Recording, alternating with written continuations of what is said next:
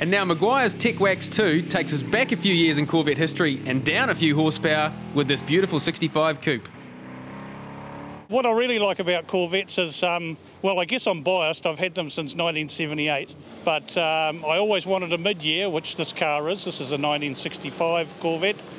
There is something different, maybe because it's the only American sports car that's made out of fiberglass. Corvette started in 1953. Obviously, for the fiberglass for a production vehicle has to be quite thick. So, and they've got a full chassis, which is sort of like a truck chassis. So they're not that they're not as light as you would think they should be. Call it Duntoff after after Zora Arkus Duntoff, who was involved with the performance aspect of the cars. The guards, these guards have been flared. The trouble with the mid-years is the standard guards don't really allow for reasonable rubber to go on the vehicle. This has got a 67 big block hood on it. You can't get a decent sort of manifold carb air cleaner system on them without having a hump in the bonnet. Various motors up to 454 have been used. This motor is a 350 cubic inch. It has extra long rods, short pistons, billet crank, small roller cam. We're now running a vacuum secondary on it and using a dual plane manifold to take a bit of horsepower out, we thought, because we were breaking too many rear end parts. But it seems to not be slowing down, so we were hoping today we might have been interesting to see if it would have pulled the same time. We're supposed to be having a combined drag meeting between the Northern Northern Sports Car Club, the Mustang Club, and the Corvette Club. Unfortunately, we've been rained out. We had a little session at the drag strip at Mary last weekend. We were hoping to see the car doing some reasonable times. Unfortunately, it was rained out, and so we've come down here to have a little bit of a play with it today.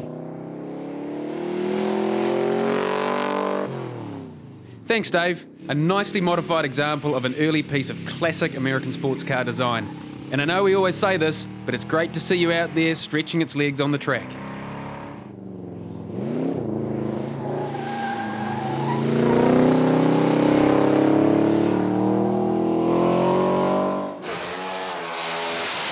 NZV8 magazine, new issue out now, and the cover car is strictly business, 51 Business Coupe. You've seen it on the show, it's Graham Metcalf's Yeah Nova. The more observant of you would have noticed that I like early Camaros, and this 69 SS convertible will make you melt. Eastern Creek Raceway, Sydney, Australia, and it's the 2009 Muscle Car Masters. And after a year's absence, the Kiwi Central Muscle Cars return to take on the Aussies. A big welcome and hello to the 5th running of the Muscle Car Masters here at Eastern Creek. My name's Dave Cannell, I'll be taking you through for the rest of the day, and tomorrow I've got Richard Crail up here in the commentary box, and really looking forward to a massive, a brilliant, a wonderful, a superb weekend of classic, historic muscle car racing, Richard. You really do run out of superlatives, don't you, Dave, when you talk about some of the cars and some of the categories here. We've got the Anti-Touring Car Masters, perhaps the premier historic class here in Australia, running a national series now around Australia, around 5 this weekend, and a big field of 30 cars. We've got Group NC, which we've had to split into 2 groups to qualify. That's how big they are. And the NZ Muscle Cars, which I think everybody is looking forward to seeing back here at Eastern Creek Raceway. Remarkable cars, remarkable field, some very, very nice machinery there. And of course, at the end of the weekend, we put everyone together on the track at once in the trophy race at the very end of the weekend, and that's going to be very, very interesting. That old Anzac sort of rivalry will come out, which we're really looking forward to. And the thousands in attendance were treated to a nostalgic sensory overload, none more so than Bruce Anderson, who was even reunited with the 1985 Pine Pack Mustang that he and brother Wayne raced at Bathurst. Genuine Johnson Falcons, Brock Commodores, Bathurst winning cars, even the 1979 Tirana that we talked about at the head of the show. Whether it was just soaking up the extreme history on display or the crowd enjoying the fierce on-track action, there was something for everyone at this muscle car heaven. And the Kiwis and the Central Muscle Cars got straight down to business in their first qualifying session. The Aussies couldn't get enough of Craig Stacey's Javelin, and Shane Wigston, well, he found the edge of the track early on in his mental fast HQ Holden. And that's a familiar looking helmet. Who's this guy appearing in a Tirana? You know, these things, they're quite fast cars, but they're a little bit underpowered for the amount of tyre grip that they generate. You know, things like the brakes aren't too bad, but, you know, compared to my V8 supercar, you know, braking technology's really moved on and a lot over, I guess, the last 30 years. You know, it's got the big, heavy steering wheel, you know, and all the controls are sort of awkward compared to the modern day V8 supercar where, you know, it's tailor-made to my body and the race cars these days are very single-seater-like, unlike these things, which are very road car-like. But you're never one to complain, are you, JR? Good to see you still smiling. And from a Kiwi racing superstar to a Kiwi racing legend, ladies and gentlemen, Jim Richards. The main thing in V8 supercar is the data logging processes they go through, where we don't have any. And if we want to go faster, we try harder, instead of looking at the computer and figuring out where you're slow, you know.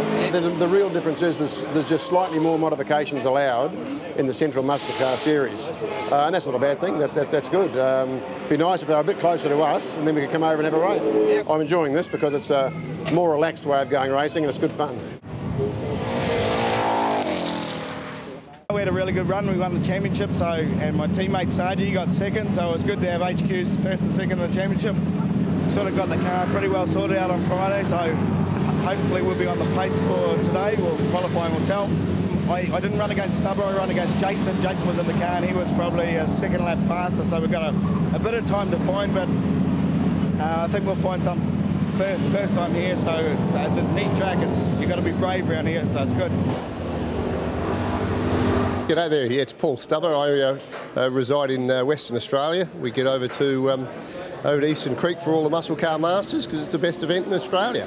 The rivalry between New Zealand and Australia, you know, it is healthy, and I say that because we are racing with them and they love beating us and we love beating them, and there's no animosity. It's just healthy rivalry, and that's what attracted us to. We're going to go over with our Camaro and run their whole season because the guys, it's all about having fun.